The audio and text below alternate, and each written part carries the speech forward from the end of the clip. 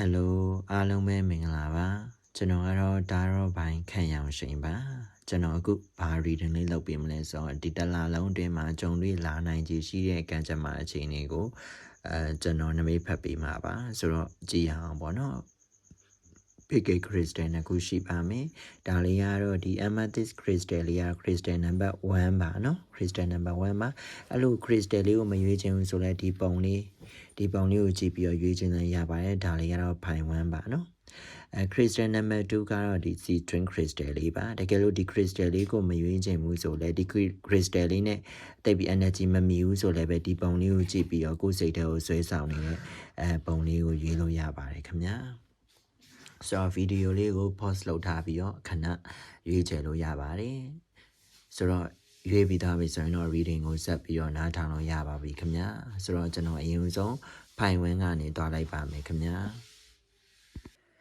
ဖိုင်ဝန်းရွေးထားတဲ့သူတွေအားလုံးပဲမင်္ဂလာပါဒီ amethyst crystal လေးကိုရွေးထားတာဒုတိမဟုတ်ဒီပုံလေးကိုရွေးထားတဲ့သူတွေအားလုံးပဲမင်္ဂလာပါအရင်ဦးဆုံးဒီပိုင်ဝန်းရွေးထားတဲ့သူလေးတွေဒီနည်းနည်းဇဝေဇဝါဖြစ်နေတာတွေကိုယုံကြည်မှုအားနည်းနေတာတွေနော်ကိစ္စရက်တွေကိုတွားရမလားမတွားရဘူးလားလုပ်ရမလားမလုပ်ရဘူးလားဆက်ပြီးတော့များစူးစမ်းတင်လားဒါမှမဟုတ်လမ်းတစ်ဝက်မှာနေမယ်ရက်တန်းလိုက်တင်ပြီလားဆိုပြီးတော့တွေးနေတဲ့သူတွေများပါလိမ့်မယ်ဆိုတော့သင်တို့ဒီဗီဒီယိုကိုမြင်လိုက်တယ်ဆိုရင်ကျွန်တော်ရဲ့မိတ်ဆွေတွေအနေနဲ့သင်တို့လုပ်နေတဲ့လမ်းကြောင်းတွေလုပ်နေတဲ့ကိစ္စရပ်တွေအကုန်လုံးဆက်သွားပါသင်တို့လုပ်နိုင်ပါတယ်နော်ဆိုတော့သင်တို့အကုန်လုံးကိုလုပ်နိုင်တယ်နော်လုပ်နိုင်တယ်သင်တို့ရေရဲဝင်းဝင်းလုပ်ဖို့ပဲလိုတာရေရဲဝင်းဝင်းနဲ့ကိုလှုပ်ရှားရှိတာကိုဖြောင်းဖြောင်းတန်းတန်းလုပ်ဖို့လိုတယ်စိတ်တွေဇဝေဇဝါမဖြစ်ပါနဲ့နော်စိန်ခေါ်မှုအားလုံးကိုကြော်ဖြတ်လိုက်ပါရင်ဆိုင်လိုက်ပါလောက်ကိုင်းလိုက်ပါဆိုရင် message လေးကိုအရင်ဦးဆုံးဒီမှာတွားပြီးတော့တွေးရပါတယ်နော်ကိုလုံးနိုင်တာကိုလုံးဆရာရှိတာလုံးနိုင်တာလုံးတင်တာအကုန်လုံးကိုလုံးပါဒီကာလဒီတင်တို့အနေနဲ့နေရာတစ်ခုကိုရောက်ဖို့အမြင့်တစ်ခုကိုရောက်ဖို့အပြောင်းလဲတစ်ခုကိုရောက်ဖို့အတွက်တင်တို့အနေနဲ့တွန်းအားပေးခံနေရတဲ့ကာလပါတယောက်တစုံတစ်ခုအတိတ်ကကံတစ်ခုအနောက်ကပဋ္ဌာန်းဆက်ပုဂ္ဂိုလ်တွေကတွန်းအားပေးနေတာမျိုးလည်းဖြစ်နိုင်တယ်နော်ဆိုတော့ကိုယုံကြည်ပြီးတော့ကိုလုံးဆရာရှိအောင်လုံးလိုက်ဖို့တော့လိုအပ်ပါတယ်နော်တင်တို့လုံးဆရာရှိတဲ့အချိန်လေးတင်တို့လုံးတင်းတဲ့အချိန်ကာလကိုရောက်နေပြီဆိုပြီးတော့ဒီမှာ message လေးထွက်လာတာကိုတွေ့ရပါတယ်ဆိုတော့ဒီနှစ်လပိုင်းမှာတင်တို့ဇဝေဇဝါမှာဖြစ်ပါနဲ့ကိုယ်စိတ်ထဲမှာကိုယ်နှလုံးသားထဲမှာခံစားရတဲ့အရာတွေကိုလုပ်ပါတော့နော်အဲ့လိုလုံးတင်းနေပါပြီဆိုတော့တချို့တွေအလုံးမှာ step ဖြစ်နေတယ်ဘာလို့ဘာကြရမလဲမသိဘူးဖြစ်နေတယ်နော်ဆိုတော့အရင်ခေါင်းမရှုံနဲ့အရင်စိတ်မရှုံနဲ့ဖြည်းဖြည်းချင်းမှန်ချင်းလို့တစ်ခုချင်းလို့ no hot header အလုပ်ကိုပြင်းပြင်းထန်ထန်လုပ်စရာမလိုဘူး what's matter ညံသွားပြီးပနနဲ့ဖြည့်ရှင်းရမယ့်ကာလပါနော်ပြီးရနောက်မှာကိုကတိုင်းလေးယူဖို့တော့လိုအပ်ပါတယ်တိုင်းဆိုတာဒါပါတော့အလုပ်ကိုအချိန်ယူပြီးလုပ်ခိုင်းတာကပြောရမှာမဟုတ်ဘူးကိုယ့်ရဲ့ personal space နော် personal space လေးယူပြီးတော့လုပ်တဲ့ကာလပါဒီနှစ်လပိုင်းဒီဖိုင်ဝန်းရွေးထားတဲ့သူတွေအနေနဲ့နှစ်လပိုင်းမှာကိုယ့်ရဲ့လုပ်ငန်းခွင်ထဲမှာကိုဒီနည်းနည်းလေးကိုယ့်ရဲ့ partner တွေလုပ်ပေါ်ကင်ဘက်တွေနဲ့ပတ်သက်ပြီးနည်းနည်းလေးဘယ်လိုပြောရမလဲအပြောင်းလဲလေးတွေနည်းနည်းလေးသူတို့နဲ့ပတ်သက်ပြီးကိုယ်နဲ့သူတို့က professional mercenary ဖြစ်နိုင်တယ် personal things တွေကို professional career တွေကိုယူလာတာလည်းဖြစ်နိုင်တယ်ပေါ့နော်ဆိုတော့အဲ့လိုမျိုးတွေကြောင့်ကိုယ်ကစိတ်အနှောက်အယှက်ဖြစ်တတ်တယ်နော်အဲ့ဒါကြောင့်မို့လို့ကိုယ့်ရဲ့ personal ရော professional ရောကောင်းကောင်းကြီးအနားယူဖို့လိုအပ်ပါတယ် personal ချိန်မှာ personal ကိစ္စပဲစဉ်းစားပါ professional ချိ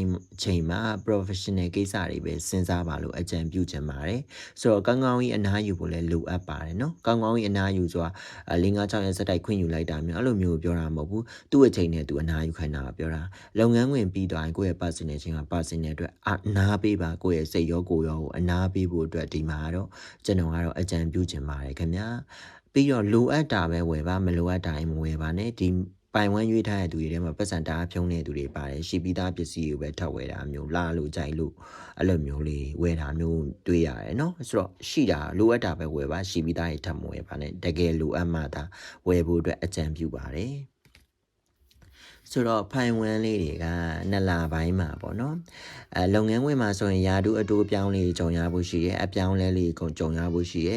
စင်ငယ်တွေချစ်သူရဖို့ရှိရဲကိုသဘောကျနေတဲ့သူကြိုက်နေတဲ့သူလေးတွေ့လာရဖို့ရှိပါတယ်နော်ဆိုတော့အပြောင်းလဲလေးဘဝအတွက်အပြောင်းလဲလေးကြုံတွေ့ရဖို့ရှိရဲစင်ငယ်တွေအတွက်ပြောတာနော်ဘဝအတွက်အပြောင်းလဲလေးကြုံတွေ့ရဖို့ရှိရဲခီးရထွက်ဖို့အတွက်ကြံစီနေတဲ့သူတွေနှစ်လပိုင်းမှာပလန်ဆွဲထားရဲဆိုထွက်ဖြစ်သွားပါလိမ့်မယ်နော်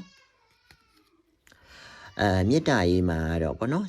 အတွဲရှိပြီးသားလူတွေဆိုရင်တော့ရှေ့ဆက်လို့မရတာမျိုးအဲ့လိုမျိုးပေါ့နော်ရှေ့လည်းဆက်လို့မရနောက်လည်းဆက်လို့မရအဲ့လိုအခြေအနေဂျားညံ့နေအဲ့လိုအခြေအနေမျိုးမပြတ်မသားအခြေအနေမျိုးအဲ့လို situationship မျိုးကိုအတွဲတွေကခန်းစားနေရတာမျိုးကိုတွေ့ရပါတယ်မပြတ်နိုင်ဘူးဝယ်နေနေရတယ်အတိတ်ကာလတွေကိုပြန်တွေးနေရတယ်အဲ့လိုပုံစံမျိုးလေးကိုသွားတွေ့ရတယ်အတွဲတွေပေါ့နော်ရေးစားရှိနေတဲ့သူတွေအနေနဲ့ပေါ့နော်အဲ့လိုပုံစံမျိုးလေးကိုတွေ့ရတယ်အဲ့လိုပဲတချို့တွေနော်ကိုပိုင်စီးပွားရေးလုပ်နေတဲ့သူတွေဆိုရင်လည်းပဲလုပ်ငန်းတူမတူလဲမတူချင်နိုင်ဘူးလုပ်ငန်းကဘယ်လိုပြောမလဲကြားထဲမှာဘေးကျနိုင်ချက်လေးဖြစ်နေတဲ့ကာလမျိုးဒီနှစ်လပိုင်းမှာကြုံတွေ့နိုင်ရ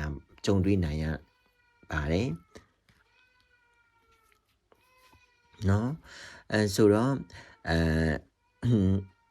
တင်တို့အနေနဲ့မွေးရေးကြီးနဲ့ပတ်သက်ပြီးတော့နှစ်လပိုင်းမှာဆိုရင်တော့နှစ်လပိုင်းမှာမွေးရေးကြီးကန်ဒီအရင်စိုးစိုးဝါးတော့မဟုတ်ပါဘူး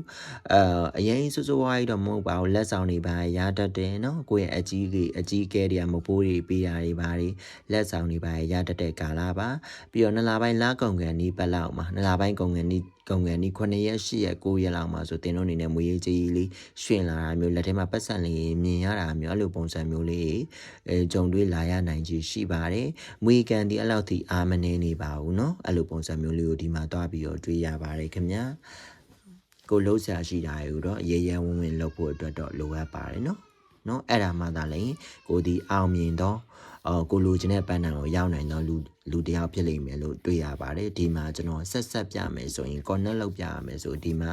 ဒီ message ရတင်တို့လုံးတတ်တာကိုလုပ်ဖို့အတွက်အချိန်ပေးနေရအကြံပေးနေတာမျိုးတွေ့ရတယ်ဒီမှာလည်းပဲတင်တို့အနေနဲ့တင်တို့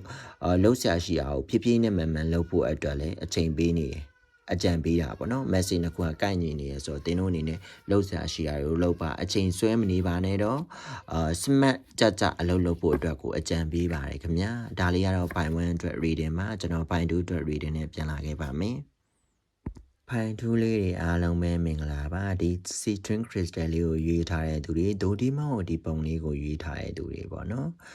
အရှင်ခဏရှက်ပုံလေးကိုရွေးထားတဲ့သူတွေအားလုံးပဲမင်္ဂလာပါခင်ဗျာဆိုတော့အရင်ဆုံးအကြံပေးချင်တာကဖိုင်တူးလေးတွေဟာကိုလှုပ်ချင်တာအောင်မဖြစ်ဖြစ်အောင်လုပ်တယ်ကိုကပဲဥဆောင်ရတာကြိုက်တယ်ကိုပြောသမျှကိုနာခံရတာကိုပြောသမျှကိုသူများနာခံกว่าတာတပုတ်ကြတယ်ဖိုင်တူးလေးကနည်းနည်းလေးလဲဘယ်လိုပြောမလဲနည်းနည်းလေးကြီးစိုးခြင်းနဲ့ဘိုင်းမှာသွားတယ်ပေါ့နော်နည်းနည်းလေးကြီးစိုးခြင်းနဲ့ဘိုင်းမှာသွားတယ် relationship မှာဆိုရယ်ကိုနဲ့တစ်ဖက်သူနဲ့ partner နဲ့ဆိုကိုကနည်းနည်းလေးအုံမိုးခြင်းနဲ့လွမ်းမိုးခြင်းနဲ့ဒိုဒီမို့ကနည်းနည်းလေးလဲအသက်သူ့ထက်အသက်ကြီးတာသို့မဟုတ်သူ့ထက်ဝါကြီးတာသို့မဟုတ်သူ့ကိုလွမ်းမိုးခြင်းနဲ့စိတ်လေးရှိနေတာမျိုးကိုတွေ့ရတယ်ဆိုတော့ဖိုင်တူးလေးတွေကိုအရင်ဆုံးကျွန်တော်အနေနဲ့ဒီလော့ရှိဖာရဲ့ message ရအကြံပြုရမယ်ဆိုရင်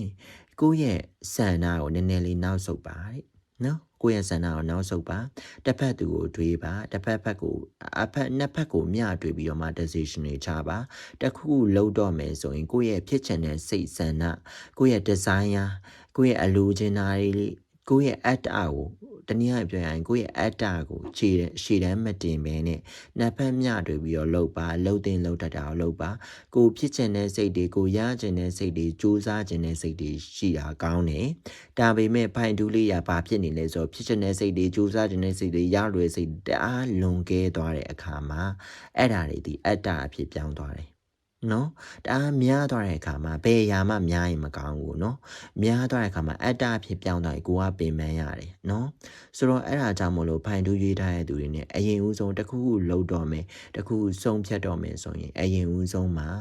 ကိုဖြစ်ချင်တဲ့ဆန္ဒကိုနည်းနည်းလေးလျှော့ပြီးတော့တေချာလေးမျှတွေ့ပြီးတော့မှဆုံးဖြတ်ချက်ထားဖို့အလုံးလုံးဖို့ကိုင်ဖို့ကိုကျွန်တော်ကတော့အကြံပေးလိုပါတယ်ကိုယ့်ရဲ့အတ္တကိုလျှော့ပါနော်အတ္တကို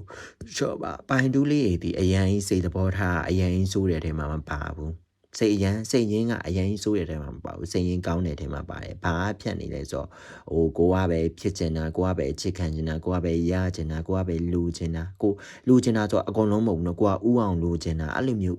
ဥဆုံးဖြစ်ချင်တာတွေများနေတာအဲ့လိုမျိုးစိတ်လေးကိုရှော့မယ်ဆိုရင်တော့ဖိုင်တူးလေးတွေရဲ့နလပိုင်းဒီအစဉ်ပြေချုံမှုရဲ့နလပိုင်းဖြစ်ပါလိမ့်မယ်ခင်ဗျာဒီနလပိုင်းဒီဖိုင်တူးလေးတွေအနေနဲ့ဘာဖြစ်နိုင်လဲဆိုတော့ဖိုင်တူးလေးတွေဒီကိုယ့်ရဲ့ကိုအရန်ကို describe လုပ်တဲ့ကာလပါပြောရမယ်ဆိုရင်ဖိုင်တူးလေးတွေဒီပြန်ပြီးတော့renew ပေါ့နော်ကိုပြန်ပြီးပြင်ဆင်နေတဲ့ကာလပုံစံမျိုးတွေ့ရတယ်ဒီမှာဆိုရင်ဒီ message ရ number 7 message အရာပေါ့နော်ဘာတွေ့ရတယ်လဲဆိုတော့ဖိုင်တူးလေးတွေဒီအတိတ်ကဖြစ်တဲ့သင်ခန်းစာတွေဖြစ်ရက်တွေကိုစင်ကျင်ပြီးတော့ပြန်ပြီးကိုပြန်ပြီးတော့သုံးသပ်ပြီးတော့ပြန်ပြီးပြုပြင်ပြောင်းလဲနေရဲဆိုရင် energy မျိုးလေးကိုဒီမှာတွေ့ရတယ်အဲ့လိုမျိုးပဲဖိုင်တူးလေးကဒီနှစ်လပိုင်းမှာကိုယ့်ရဲ့ professional ကိုယ့်ရဲ့လုပ်ငန်းအတမွေးအကြောင်းလုပ်ငန်းတွေမှာလဲတချို့တွေအတိတ်လုပ်ငန်းအသစ်တွေပြန်ရွေးတာလုပ်ငန်းအသစ်ပြန်စတင်တာအဲ့လိုပုံစံမျိုးလေးလှုပ်ဖြစ်သွားဖို့ရှိတာမျိုးဒီမှာသွားပြီးတော့တွေ့ရတယ်ကိုကဘာလဲကိုကဘာဖြစ်ချင်တာလဲဘာလုပ်ချင်တာလဲအဲ့ဒါကိုတေချာလေးခေါင်းအေးထအချိန်ပေးပြီးတော့စဉ်းစားပြီးတော့ကိုကလှုပ်တော့မဲ့ပုံစံမျိုးဒီမှာတွားပြီးတော့တွေ့ရတယ်ပေါ့နော်လှုပ်တော့မဲ့ပုံစံမျိုးတွားတွေ့ရကိုပြန်ပြီးတော့ပုံဖော်မှာပေါ့နော်အလားဆုံးပြန်ပြီးတော့ပုံဖော်မယ်ဆိုတဲ့ပုံစံမျိုးလေးကိုတွားတွေ့ရတယ်ဖိုင်တူးလေးတွေအနေနဲ့ပြီးတော့ဖိုင်တူးလေးအနေနဲ့career အနေနဲ့ရွေးဖို့အတွက်တွေးနေရဆိုရင်ဖိုင်တူးလေးအနေနဲ့ဘာလုပ်ငန်းလေးအကျိုးပေးလဲဆိုတော့ fashion နဲ့ပတ်သက်တဲ့လုပ်ငန်းလေးတွေ fashion ဆိုင်ဖွင့်တာလေးယောက်ျားလေးဆိုရင်အမှုပညာနဲ့ပတ်သက်တဲ့လုပ်ငန်းလေးတွေနောက်ပြီးတော့ဒီဘက်ကြီးဘက်ဖူးအဲ့လိုမျိုးလေးပေါ့နော်ပုံဖော်တဲ့လုပ်ငန်းတွေနဲ့ပတ်သက်ပြီးတော့အကျိုးပေးပါတယ်နော်ပုံဖော်တဲ့လုပ်ငန်းတွေနဲ့ပတ်သက်ပြီးအကျိုးပေးပါတယ် wedding planner တို့ပန်အလှဆင်တာတို့အစရှိတတ်ဖြစ်ပေါ့နော်အဲ့လိုပုံဖော်တယ်ပြီးတော့ 3D design ဆွဲတဲ့သူတို့နော်အဲ့လိုမျိုးပေါ့နော်ပိန်တာတို့အဲ့လိုလုပ်ငန်းလေးနဲ့အကျိုးပေးရနော်ဖိုင်တူးလေးတွေအနေနဲ့အဲ့လိုလုပ်ငန်းလေးနဲ့အကျိုးပေးရတကယ်လို့များကိုကအဲ့ဒီအမှုပညာနဲ့ဆန်တဲ့လုပ်ငန်းလေးတွေစိတ်ဝင်စားတယ်ဆိုရင်ကိုဒီအဲ့ဒါနဲ့ပတ်သက်ပြီးတော့စပြီးတော့ try ကြည့်လို့ရတဲ့ပုံစံမျိုးဒီမှာသွားပြီးတော့တွေ့ရတယ်ဆိုတော့ကိုရဲ့ဒီ new talent နဲ့ပတ်သက်ပြီးကိုရဲ့ဝါသနာအသစ်တွေအတွက်လည်းဒီနှစ်လပိုင်းထဲမှာဝါသနာအသစ်တွေအတွက်လည်းစီပူးလေးလာဖြစ်သွားတာမျိုးလည်းဖြစ်နိုင်ပါတယ်ခင်ဗျာဖိုင်တူးလေးတွေအနေနဲ့လေဖိုင်တူးလေးတွေအနေနဲ့မွေရေးချင်းနဲ့ပတ်သက်ပြီးတော့ကောင်းပါတယ်အဆင်ပြေပါလိမ့်မယ်မွေရေးချင်းနဲ့ပတ်သက်ပြီးမွေအလုံးနဲ့မွေဝင်မှုရှိရပေါ့နော်အချုပ်တဲ့သူတွေများမယ်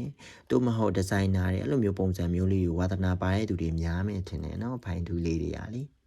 ဒီမှာလည်းဆက်ချုပ်နေရနော်မျိုးသမီးရဆက်ချုပ်နေလက်သေးလေးအလားပြင်ထားပြီးတော့လीနော်လက်သေးအလားပြင်တဲ့လုပ်ငန်းတွေပါလည်းပါတာပေါ့နော်ကိုကအဲ့လိုမျိုး creation တွေကြိုက်တယ်ဆိုရင်အဲ့ဒီလုပ်ငန်းတွေလည်းဒီထဲမှာပါတယ်နော်အကြံပေးရဲ့လုပ်ငန်းတွေမှာပါပါတယ်ဆိုတော့ကိုယ့်ရဲ့လုပ်ငန်းတွေကနေကိုကအကျိုးမြတ်ရပါလိမ့်မယ်ဖိုင်တူးလေးတွေနဲ့ကိုယ့်ရဲ့လုပ်ငန်းကိုင်ငန်းတွေကနေအကျိုးမြတ်ပြန်ရနိုင်တဲ့ကာလမျိုးကိုရောက်လာပါပြီနှစ်လပိုင်းထဲမှာကိုဆုံးရှုံးထားတဲ့မွေကြီးကိုစီကိုပြန်ရောက်လာမယ်ကိုမတရားတစ်ဖြစ်လူများကိုစီကမတရားတစ်ဖြစ်မွေကြီးတွေချိငားသွားရင်ယူသွားရဲဆိုသူတို့တွေပြန်ပေးလာဖို့ရှိတယ်ကောင်းသောကံတွေကိုစီကိုရောက်လာဖို့ရှိတယ်ဖိုင်တူးလေးတွေမှာလေကောင်းသောကံလေးရောက်လာဖို့ရှိတဲ့ပုံစံမျိုးတွေ့ရပါတယ်အခြေအနေနဲ့ပတ်သက်ရင်တော့ဖိုင်တူးလေးတွေနည်းနည်းလေးတော့အထီးကျန်အောင်ပဲလုပ်ငန်းကိုင်ငန်းမှာအဆင်ပြေလိမ့်မယ်လုပ်ငန်းဝင်နေတဲ့သူတွေပေါ့နော်လုပ်ငန်းဝင်ဆိုတာဒီ office ပိုင်းရုံပိုင်းဆိုင်ရာပေါ့နော်အဲ့ဒါနဲ့ပတ်သက်ဝင်နေတဲ့သူတွေအဆင်ပြေလိမ့်မယ်အထက်လူကြီးကကိုချစ်မယ်ဒါမှမဟုတ်ကိုတိုင်းဒီလူကြီးတယောက်လိုမျိုးခေါင်းဆုံးဖြတ်ရတာမျိုးဖြစ်တန်နိုင်တယ်ကိုကိစ္စတက်ကိုရဲ့လက်အောင်ငယ်သားရဲ့ကိစ္စတွေကိုကူညီပြီးတော့ဆောင်ရွက်ပေးရတာမျိုးလေးကြုံရဖို့ရှိတယ်ကိုရဲ့ဩဇာတိဒီနှစ်လပိုင်းမှာကိုရဲ့ဩဇာတိနည်းနည်းလေးဩဇာကန်တက်နေတာမျိုးဩဇာထက်နေတာမျိုးလေးကိုတွေ့ရတယ်ကိုပြောသမျှနာခံတာကိုပြောသမျှခေါင်းရင်းရတာလှုပ်ပေးရတာအဲ့လိုပုံစံမျိုးလေးကိုဖြစ်နေတာမျိုးတွေ့ရတယ်အရာရာကိုညံနဲ့ရှင်ပြီးဆုံးဖြတ်ဖို့အတွက်တော့ဘိုင်တူးလေးကိုအကြံပေးလိုပါတယ်ခင်ဗျာဒါလေးကတော့ဘိုင်တူးအတွက် reading လေးဖြစ်ပါတယ်ခင်ဗျာဆိုတော့ဗီဒီယိုကိုဆုံးထိကြည့်ပြတဲ့အတွက်ကျေးဇူးတင်ပါတယ်ကျွန်တော်ဒါတော့ဘိုင်ခံရအောင်ရှိမှာ personal data reading လေးလာမေးလို့ရပါပြီခင်ဗျာကျွန်တော်တို့နောက်ဗီဒီယိုတွေမှာပြန်ဆောင်ကြပါမယ်ခင်ဗျာ